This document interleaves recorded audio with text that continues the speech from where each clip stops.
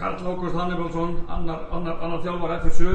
Þú ert væntanlega gríðarlega svekktur eftir niðurstöðuna á þessum leik. Þín fyrstu viðbrögð? Já, þetta mjög svekkjandi eftir að hafa verið að leiða leikinn lengstum og gerðum nokkur mistök sem voru afdrifarík þarna í lokin og það er margt jákvætt þetta að taka úr þessum leik.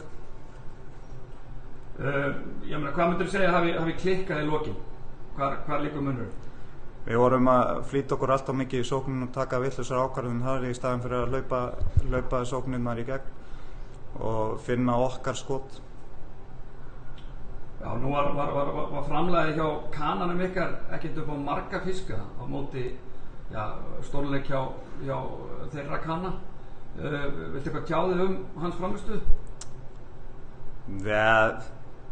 Hann gat alveg, þetta er alveg rétt, hann átti ekki góðan leik í dag og þarf að fara að stíga upp, það er alveg ljóst.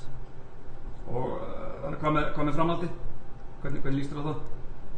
Mér líst bara ágætlega á þetta, við erum að bæta okkur frá hverjum leik, nýjar áherslur, vörnin, við þurfum að fara að taka hana alvarlega í gegn og bæta okkur þar. 100 stig á heimavelli alltaf mikið. Takk fyrir. Takk.